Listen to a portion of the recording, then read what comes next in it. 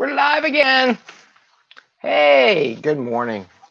This is 5amMesterScrum Show, and we're live again. It is 7:57 a.m.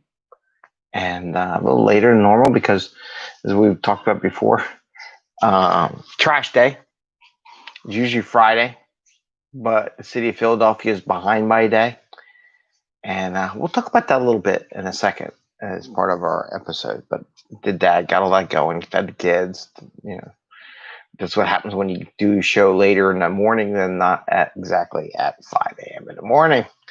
And it actually shows in the number of views we get, because when I do my early show, I don't get as many views.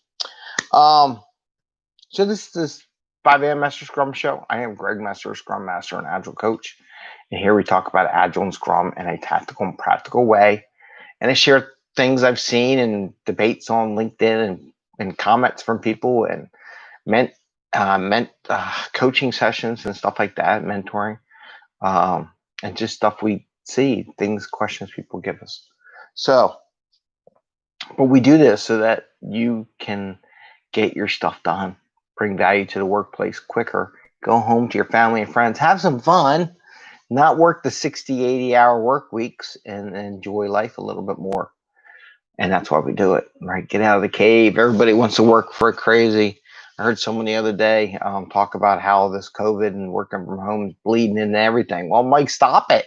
Stop the bleeding. It's like put a Band-Aid on. Stop it. How many people can stop that is you and I, ourselves, right?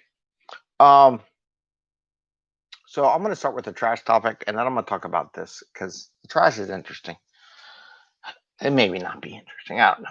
So the trash department of Philadelphia, for the past, I don't know, month long, ever since the protests and all that stuff got crazy, they've been behind on picking up the trash in the city of Philadelphia. Sometimes a day, sometimes 2, 3, 4, an entire week. And one of the things I notice, and it's just like a Scrum team, it's just like a dev team, just like it's no different anywhere else. Every week, oh, we're just going to be a day behind, so put your trash out a day later. Every week. So it's gotten to the point where they have told the customer that we'll pick up the trash the next day, and they don't. They usually 2 or 3 days later. Because like example, this past week we put the trash out on Saturday because they said do it a day later. It didn't get picked up until Tuesday, so it sat out there for 4 days. Maybe they don't count weekends. If they don't count weekends, then why they tell us to put the trash on Saturday is my thought. I'd be happy to put it on Monday. So I suggested on Facebook or whatever they have, or my suggestion back to them was, why don't you take a week off, catch up with what you got to do, and then get back on schedule? Because what this does is by this every week, continuously every week, oh, we'll catch up next week. Oh, we're only a day behind. And every time you say that, you're lying. It just pisses off the customer. The same thing applies to software and sprints. If you're telling the customer every day you're committing, your average velocity is, I'm just going to pick a number, 40 points. That's your average 40 points for the team.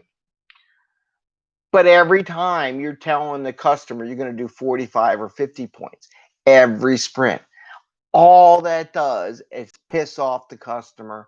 At some point, they're never going to want to do business with you. If they find an excuse to drop you like a hat, they will drop you like a hat. So don't do that. Be open and honest. And this is a trust factor. There's no safety. Apparently, the streets department's management doesn't feel any safety whatsoever, because I would be happy, just like we have blizzards and storms and hurricanes, just say, hey, this week, hold your trash. We'll be back to normal next week. Gives them time to catch up, get ahead of their thing, and be done with it. But this whole putting off every 2 weeks does not work. But the same thing goes with what you do as a team. This is why you look at your commitments. That's why you want to be pretty tight on your commitments in less than 10%. Like if you're committing to 40, okay, so you got 38. Well, that's not bad, but you want to be within that 10% of what you got, right? So I just want to share that with you because it does apply. At some point, you have to be open. Take the pain. I don't think the pain would be that bad if they would just say, "Look, we acknowledge we're behind. We're going to take this week, take this sprint, catch up with all the bugs, get them off the table, so we're not playing these games with these bugs. Get the code up to par. Maybe you do some."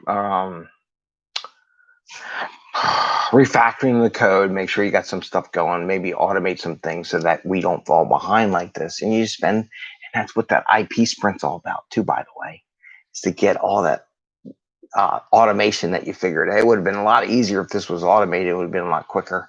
And then you do it during an IP sprint if you're unsafe. But people don't. They do other things. That's the whole purpose behind the IP sprint. It's not to do business coding.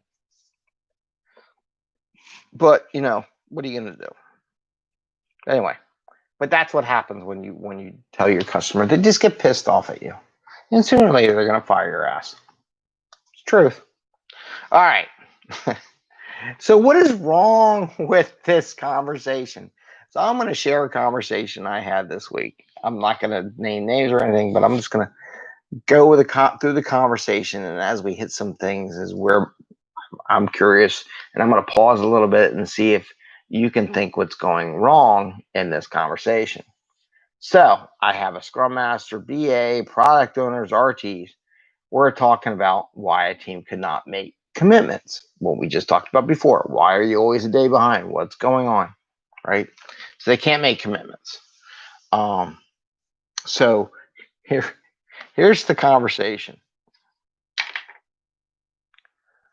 And your goal is to count the number of red flags or the problems. Scrum Master. We had stories, 10 points.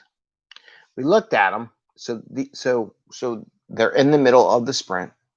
They had these 10-point stories that they stuck into the sprint backlog. And they agreed and committed to getting them done. And they said, we realized we didn't have enough information.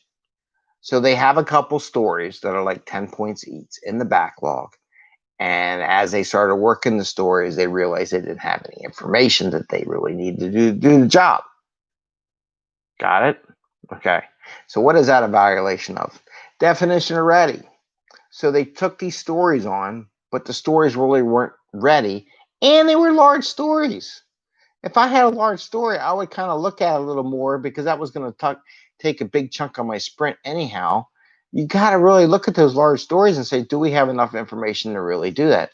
A small story, it's not as a big deal. But if it's a 10-point story and you're bringing it into your sprint and you really don't examine it, come on, really?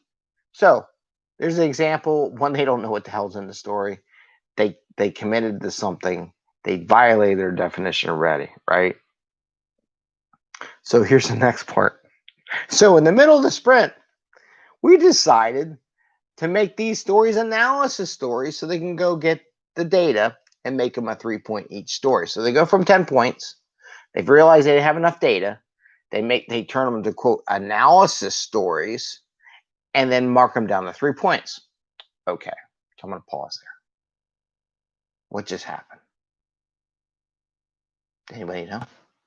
So they took a story, and stories are supposed to be deliverable code or product going out to customer, and they change it into analysis. What is the definition done for an analysis story? I don't know. Maybe they have a definition done. We had a conversation the other day about definition of ready, definition of done.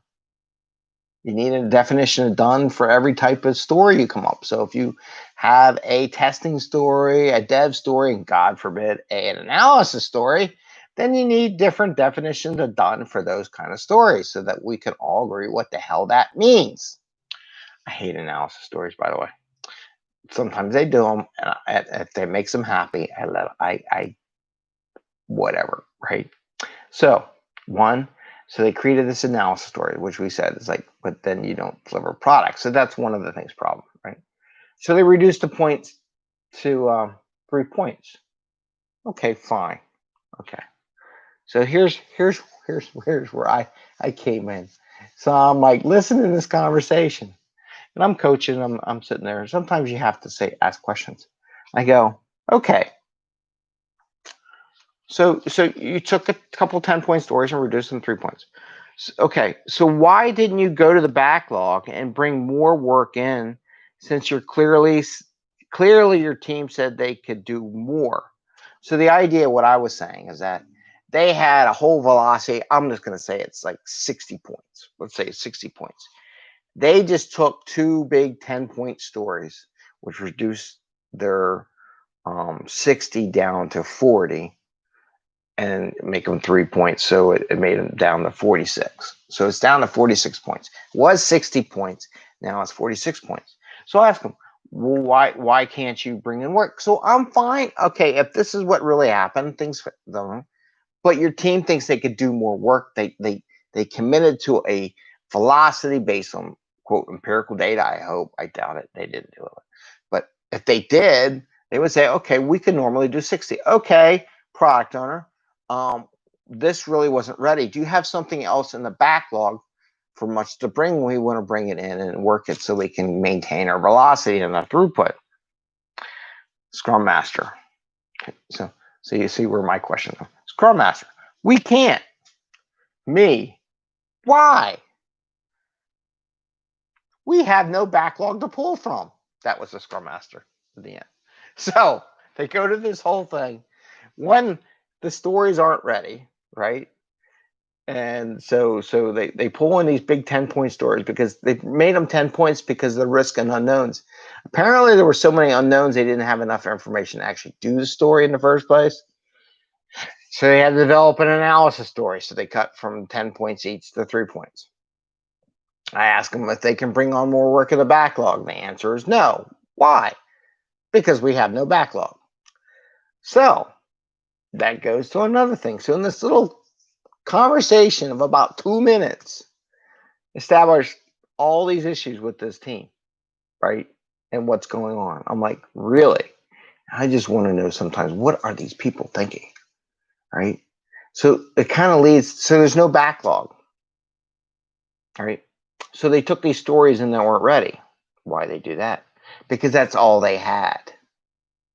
They were desperate. They were desperate to bring it in. So anyway, so that was my story of what's wrong with this situation. You peel away the onion and start asking questions, and it's just problem after problem after problem. But you know what? They report out every week everything's good. You know why? Because they scramble and beat themselves in the head to achieve some goals. That's a terrible way of living, my personal opinion. Going to try to help them out if they're open to it. If they're not open to it, I can't help them. A lot of times it's managers who are making these calls and why the teams are so screwed up. But the fact that they don't have any backlog, like one sprint out, that the product owner, my question is, what is the product owner doing for 8 hours a day? I don't know. Maybe nothing. I don't know. Maybe they should dispose. I'll be honest with you, if I was a manager, maybe I get rid of the team. Maybe I don't. This is the business side of me too. If we don't have enough work for the team and my business can't supply it, sooner or later you get rid of the team. Sorry. It's the way it works, right? There's probably other teams that aren't as busy. Maybe you take their work. And this is where the cross-training comes from on a train. If other teams are over capacity and they can't meet their goal, then that work should go to the other team, right? And it should all be there. It should be in there. Anyway, that's what I got for today, Saturday, 14 minutes into it. Ring the little bell if you like our show. Hope you all do well today and enjoy your weekend. Have some fun with some family. And take care. Bye now. See ya. Take care. See ya.